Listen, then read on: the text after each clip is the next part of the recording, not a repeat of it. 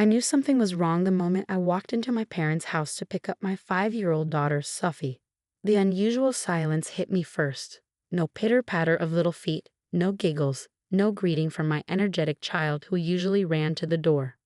"Hello," I called out, my steps quickening. "Sophie." My sister Diane appeared from the kitchen, looking oddly composed. "Oh hey, Sophie's taking a nap." A nap? At 5 p.m. Sophie hadn't taken afternoon naps since she was 3. Even then, getting her to sleep was like trying to catch a tornado in a jar. She was tired, Diane shrugged, blocking my path to the stairs. Maybe she wouldn't be so exhausted if you weren't dragging her to all those activities. The criticism was nothing new.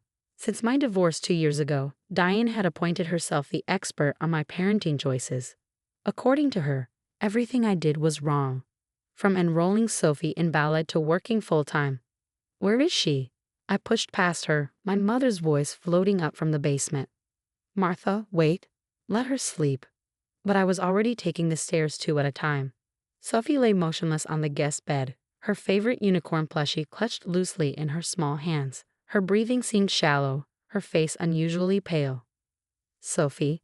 I touched her cheek. She didn't stir. "Sophie, baby, wake up." When shaking her gently produced no response, panic clawed at my throat. I scooped her up, her body limp in my arms. "What did you do?" I screamed. "What's wrong with my daughter?" My mother and Diane appeared in the doorway. "Stop being dramatic." Diane rolled her eyes. "I just gave her something to help her relax." The world tilted on its axis. "You gave her something. What did you give my child?"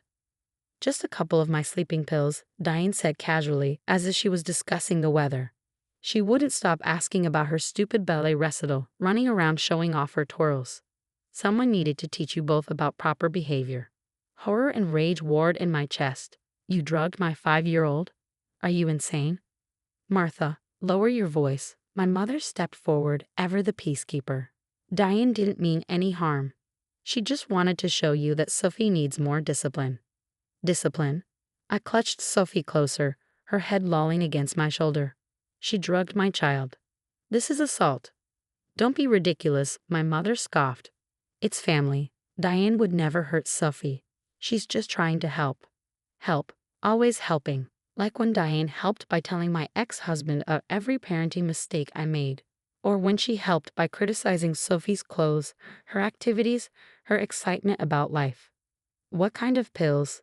I demanded, already moving toward the stairs. "How many did you give her?" Diane's face flickered with something. Uncertainty? Fear? "Just 2 of my prescription sleep aids. She'll be fine in a few hours." "A few hours?" My voice rose hysterically. "She's 5 years old.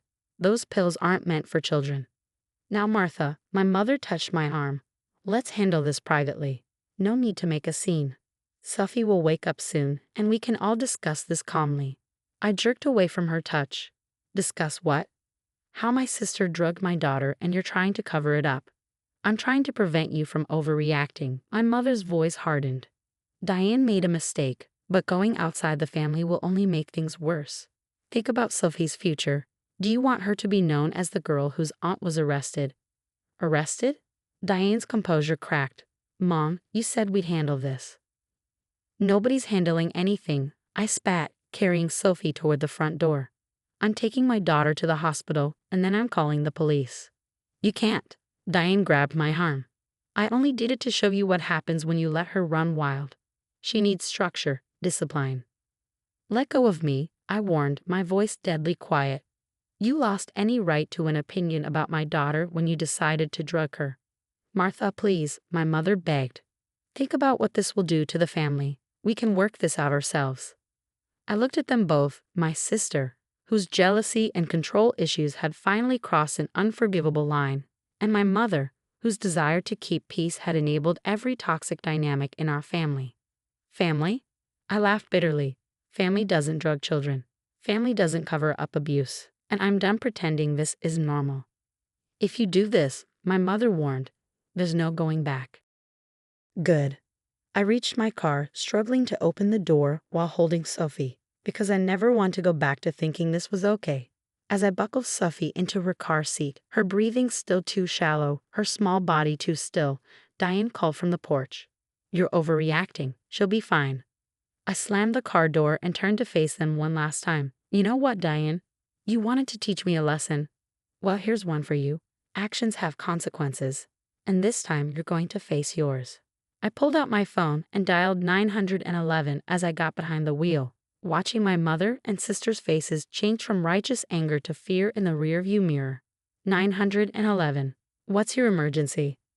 "I need an ambulance," I said clearly. "My sister deliberately drugged my 5-year-old daughter with prescription sleeping pills. I'm driving her to Memorial Hospital now, and I want to report an assault on a minor." As I drove away, I could see my mother and sister gesturing frantically in my rearview mirror. But for the first time in my life, their disapproval meant nothing compared to the weight of my unconscious daughter in the backseat. This time, there would be no sweeping things under the rug. This time, I would protect my child, no matter the cost to our so-called family peace. The emergency room erupted into action the moment I carried Sophie through the doors. Within seconds, a team of medical professionals whisked her away, leaving me clutching her unicorn plushie and answering rapid-fire questions from the staff. 2 sleeping pills, prescription strength. About 3 hours ago, my voice shook as I recounted what happened. The nurse's face darkened with each detail. Dr. Patterson, a pediatric emergency specialist, arrived quickly. "We're running toxicology screens and monitoring her vital signs. Mrs. Wilson, I need to be clear, this could have been fatal. Adult sleep medication can cause severe respiratory depression in children." My knees buckled. A nearby nurse guided me to a chair as 2 police officers entered the room. Behind them, I spotted my mother and Diane trying to get past hospital security. "Let us in," my mother demanded. "That's my granddaughter." "Mrs. Wilson." One officer stepped forward while his partner dealt with my family. "I'm Officer Martinez. We need to take your statement." As I described the events, my phone buzzed continuously with messages. "Mom, don't do this to your sister." "Diane, you're destroying everything over nothing." "Mom, Sophie will hate you for breaking up the family." Officer Martinez noticed my distress. "Would you like us to confiscate your phone as evidence?" "Yes," I whispered, handing it over. "They won't stop." A social worker named Miss Torres joined us, her kind eyes radiating competence. "Mrs. Wilson, given the circumstances, we're implementing immediate protective measures. No one except medical staff and you will be allowed near Sophie." Through the window, I could see my mother crying dramatically while Diane argued with hospital security. The sight that would have once filled me with guilt now only strengthened my resolve. "Your sister admitted giving the medication to Sophie?" Officer Martinez confirmed. "Yes, she was proud of it. Said she was teaching us both a lesson." My voice broke. "My mother wanted to hide it, said we should handle it privately." Ms. Torres made notes. "This suggests premeditation and a pattern of enabling behavior. We'll need to file a formal report with Child Protective Services." A commotion outside drew our attention. Diane had somehow slipped past security and burst into the room. "You ungrateful bitch," she screamed. "After everything I've done to help you raise her properly." Officer Martinez moved swiftly, restraining Diane as she lunged toward me. "Ma'am, you're under arrest for assault on a minor and now attempted assault." "You can't arrest me. I'm her aunt. I was helping." As they led Diane away in handcuffs, my mother appeared in the doorway, face contorted with anger and fear. "Martha, stop this now. Drop the charges. Think about your sister's career. Think about Sophie." I shot back. "She could have died. She's fine. You're just jealous because Diane's always been better with her than you." Miss Torres stepped between us. "Ma'am, you need to leave or you'll be removed. I'm her mother. And I'm Sophie's mother." I stood up, finding strength I didn't know I had. "You both lost the right to be near her the moment you decided drugging the child was acceptable." Security finally escorted my mother out, her threats and pleas echoing down the hallway. Dr. Patterson returned with news that made my heart soar. Sophie was starting to wake up.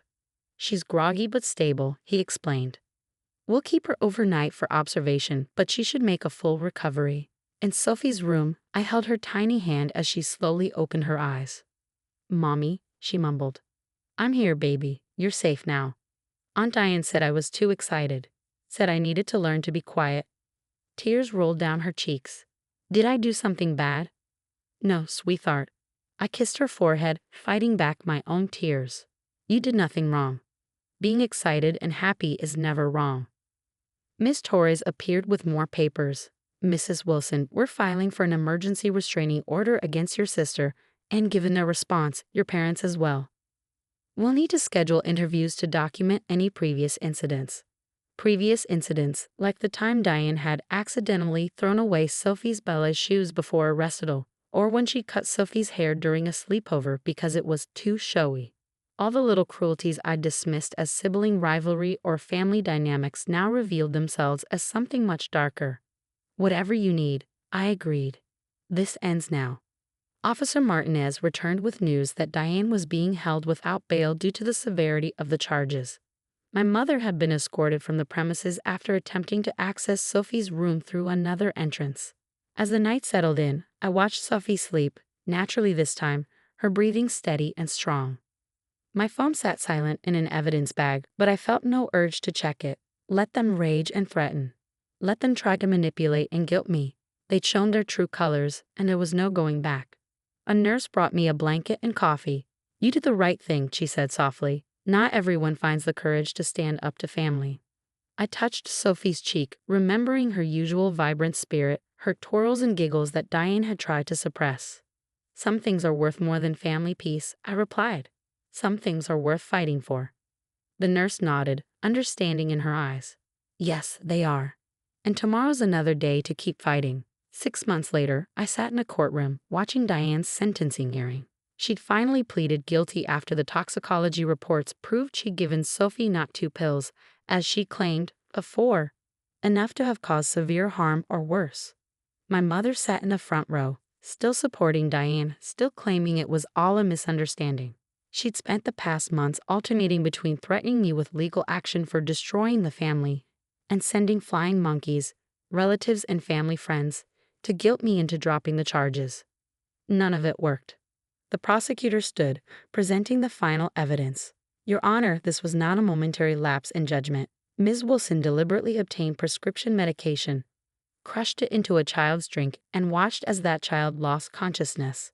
When confronted, she showed no remorse, stating she was teaching them a lesson. Diane sat there in her expensive suit, tears streaming down her face. The same performance she'd been giving since her arrest.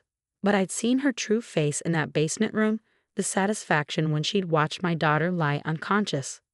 Furthermore, the prosecutor continued, investigation has revealed a pattern of concerning behavior toward both the victim and her mother. We have documentation of multiple instances of tampering with the child's belongings, psychological manipulation, and attempted parental alienation. My mother shifted uncomfortably. She'd been named in the investigation too, though not charged.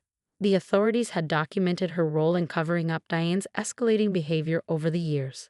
The judge, a stern woman in her 60s, studied the papers before her. Ms. Wilson, please rise. Diane stood, her lawyer's hand on her arm. What you did was not just criminal, it was a fundamental betrayal of trust. You used your position as an aunt to deliberately harm a child, not in a moment of passion or confusion, but in a calculated attempt to exert control. The judge's voice was steel. I sentence you to 5 years in state prison, followed by 5 years of supervised release. You will undergo mandatory psychological evaluation and treatment. Additionally, a permanent restraining order will remain in effect, protecting both the minor child and her mother. My mother's wail echoed through the courtroom. Diane's composed facade cracked, showing the rage beneath. This is your fault, she screamed at me, you ungrateful, attention-seeking. Remove the defendant, the judge ordered, and bailiffs led Diane away. Outside the courthouse, my mother made one last attempt. Martha, please, she's your sister. Family forgives. I turned to her, feeling oddly calm. You know what, Mom? Sophie forgave me for letting this happen for so long. That's the only forgiveness I needed. You've ruined everything, she spat. I'll never forgive you for this. I know, I replied, and I'm finally okay with that. Later that evening, I watched Sophie at her new ballet studio, twirling with abandon, her face bright with joy. After months of therapy, she was finally dancing again, her confidence returning bit by bit.